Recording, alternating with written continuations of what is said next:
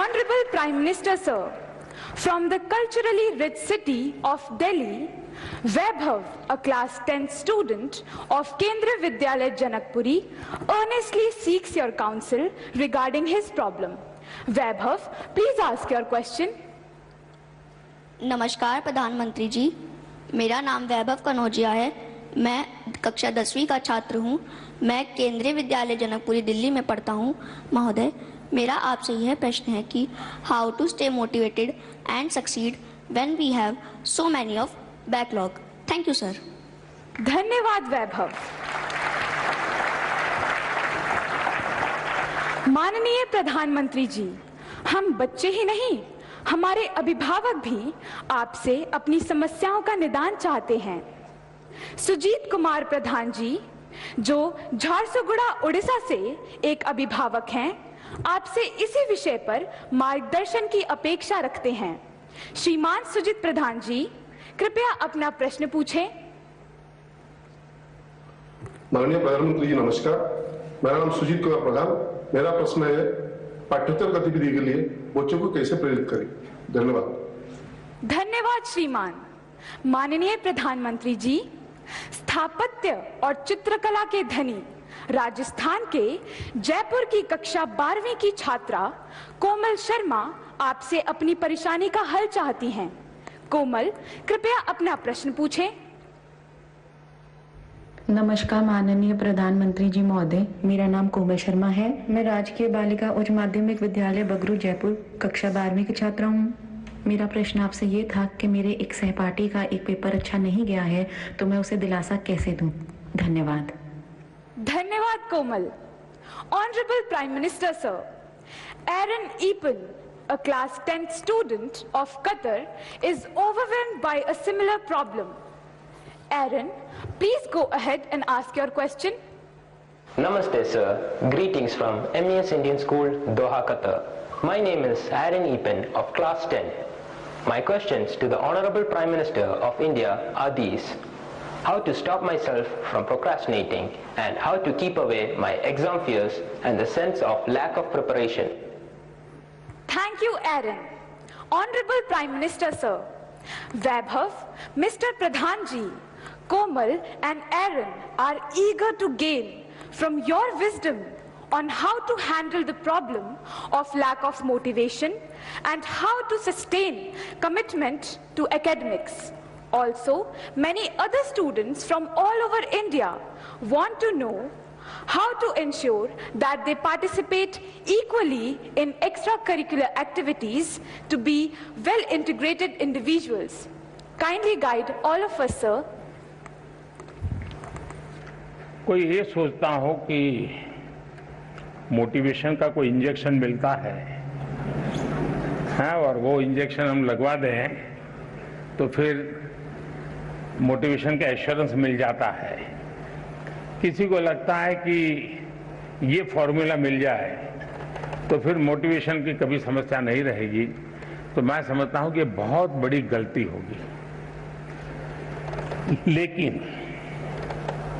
पहले तो खुद को आप ऑब्जर्व कीजिए कि आप वो कौन सी बातें होती हैं जिससे पूरी तरह डीमोटिवेटेड हो जाते हैं। आपको पता चलेगा। आप दिन भर देखेंगे, सप्ताह भर देखेंगे, महीने भर देखेंगे तो आप पकड़ पाएंगे कहाँ जब ऐसा होता है तो मुझे लगता है वो मैं कुछ नहीं कर सकता, ये मेरे लिए कठिन है। तो एक खुद को जानना और उसमें भी वो कौन सी बातें हैं जो मुझे हताश कर देती है, निराश कर देती है, एक बार उसको जान लें और उसको एक बार नंबर बॉक्स में डाल दें। ठीक है, फिर आप कोशिश कीजिए कि वो कौन सी चीजें हैं जो सहज रूप से आपको मोटिवेट करती हैं। जो बातें सहज रूप से आपको मोटिवेट करती हैं उसको आप आइडेंटिफाई कीजिए। मान लीजिए आपने कोई बहुत अच्छा गाना सुना, सिर्फ उसका संगीत नहीं, उसके शब्दों में कुछ चीजें ऐसी है कि आपको लगता है हाँ यार, सोचने का तरीका ये भी हो सकता है, तो आपने देखा होगा कि आप अचानक नए सिरे से सोचना शुरू कर देते हैं। किसी ने आपको बताया था? नहीं बताया था, लेकिन आपने खुद को तैयार किया था कि वो कौन सी चीजें हैं जो मुझे मोटिवेट करता, आपने पकड़ लिया तो आपको मन करेगा हाँ ये मेरे लिए बहुत काम की चीज है। इसलिए मैं चाहूंगा कि आप स्वयं के विषय में जरूर एनालिसिस करते रहिए, उसमें किसी और की मदद के चक्कर में मत पड़िए। बार बार किसी को एक जाके मत कहो यार मेरा मूड नहीं है, मुझे मजा नहीं आता है। फिर आपके अंदर एक ऐसी वीकनेस पैदा होगी कि हर बार आप सिंपैथी चाहेंगे। फिर आपका मन करेगा मम्मी मेरे पास बैठे हैं, जरा मुझे पुचकारे पुलकारे, समय में जरा उत्साहित करे, मेरा लालन पालन करे। तो एक वीकनेस धीरे धीरे डेवलप हो जाएगी। कुछ पल तो अच्छे चले जाएंगे, और इसलिए कभी भी उन चीजों के विषय में सिंपैथी गेन करने के लिए उपयोग मत कीजिए, कभी मत कीजिए। है जीवन में मुसीबतें आई, निराशा आई, हताशा आई, मैं उसको खुद जीऊंगा, मैं उससे जम करके उससे जंग करूंगा, और मेरी ही निराशा, मेरी उदासीनता को मैं ही खत्म कर दूंगा, मैं ही उसको कब्र में गाड़ दूंगा। ये विश्वास पैदा कीजिए।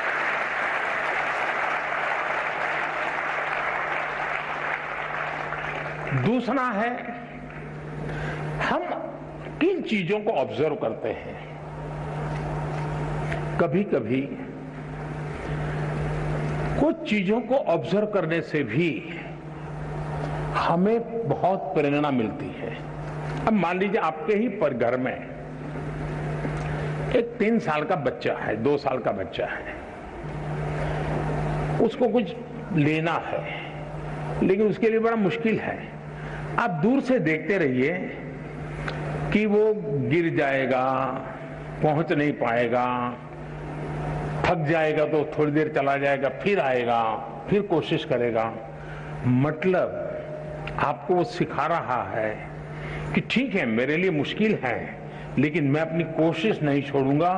ये मोटिवेशन क्या किसी स्कूल में किसी ने पढ़ाया था क्या? उस 2 साल के बच्चे को कोई प्राइम मिनिस्टर गया था कहने के लिए क्या? किसी प्राइम मिनिस्टर ने समझाया था क्या? अरे निराश मत हो जा बेटे, खड़े हो जा, दौड़ो, ऐसा कहने गया था क्या? जी नहीं। ईश्वर ने एक इनहेरेंट क्वालिटी हम सब में रखी हुई है, जो हमें कुछ ना कुछ करने के लिए वो ड्राइविंग फोर्स बनती है। छोटे बालक में भी होता है। हमने कभी इन चीजों को ऑब्जर्व किया है? आपने देखा होगा कि कोई दिव्यांग अपनी कुछ गतिविधि करता है, उसने अपने तरीके ढूंढ लिए हैं, बहुत अच्छे ढंग से करता है, लेकिन हमने माइन्यूटली ऑब्जर्व किया कि देखिए भाई, ईश्वर ने उसकी इतनी शरीर में कमियां दी है, लेकिन उसने हार नहीं मानी है, उसने अपनी कमियों को ही शक्ति बना दिया है।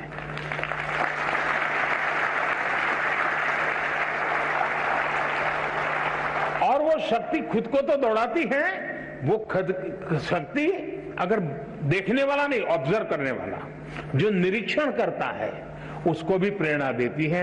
हम कोशिश करें हमारे आसपास जो चीजें हैं उसको हम उस रूप में ऑब्जर्व करें, उसकी वीकनेसेस को ऑब्जर्व ना करें, उस कमियों को उसने कैसे मात किया है, उन कमियों को वो कैसे मात करता है, उस प्रक्रिया को बारीकी से देखिए। आप फिर अपने आप को उसके साथ कोरिलेट करेंगे कि हाँ, मैं ऐसा होता है तो मैं भी शायद ऐसा कर सकता हूं।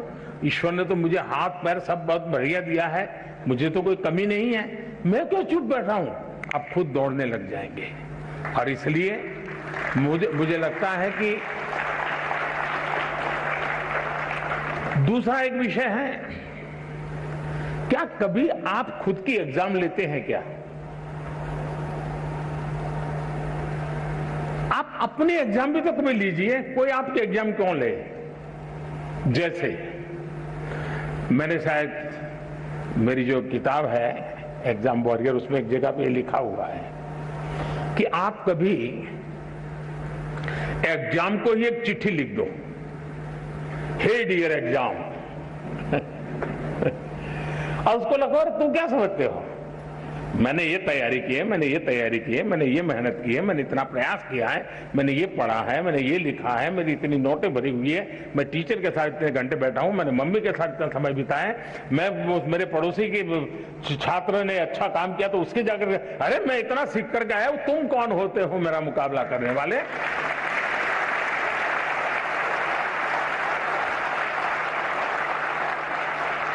तुम क्या होते हैं मेरी एग्जाम लेने वाले, मैं तुम्हारी एग्जाम ले रहा हूं, मैं देखता हूं तुम मुझे नीचे गिरा करके दिखा दो, मैं तुम्हें नीचे गिरा करके दिखा देता हूं। कभी तो करिए। कभी कभी आपको लगता है कि भाई मैं ये जो सोचता हूं सही है गलत है, आप ऐसा कीजिए, एक बार रिप्ले करने की आदत बनाइए। रिप्ले करने की आदत बनाएंगे तो आपको एक नई दृष्टि मिलेगी। जैसे मानो क्लास के अंदर कुछ सीख करके आए हो, आपके 3-4 दोस्त हैं, बैठिए और आज जो सीखा है आप ही टीचर बन के आपके 3 दोस्तों को सिखाइए, फिर दूसरा दोस्त और 3 को सिखाए, फिर तीसरा दोस्त और 3 को सिखाए, फिर चौथा दोस्त, यानी एक प्रकार से जितने पाया होगा वो परोसेगा और हर एक को ध्यान में आएगा। देखिए यार, उसने इस बिंदु को पकड़ा था, मुझसे छूट गया था, उसने इस पॉइंट को पकड़ा था, मुझसे छूट गया था। चारों लोग जब रिप्ले करेंगे उस बात को और खुद आप करेंगे, किताब नहीं है, कुछ नहीं है, सुना है, आप देखिए वो आपका अपना बन जाएगा।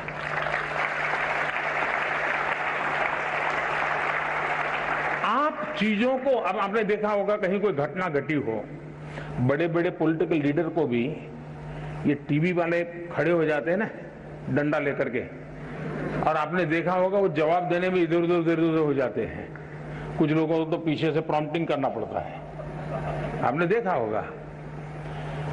लेकिन एक गांव की महिला है, कहीं एक्सीडेंट हुआ है और कोई टीवी वाला पहुंच गया, उसने बेचारी को टीवी क्या है मालूम भी नहीं है और उसको पूछ लिया। आप देखिए बड़े आत्मविश्वास के साथ वो सारा वर्णन कर देती है कि ऐसा हुआ था, फिर ऐसा हुआ था, फलाने आए थे, टिकने आए थे, ऐसा, यानी परफेक्टली चीजों बता। क्यों? क्योंकि उसने जो अनुभव किया उसको वो आत्मसात कर लेते हैं और उसके कारण उसको रिप्ले बड़े आसानी से कर लेते हैं। और इसलिए मैं मानता हूं कि आप अपने आप को खुले मन से इन चीजों से जोड़ेंगे तो कभी भी निराशा आपके दरवाजे पर दस्तक नहीं दे सकती है।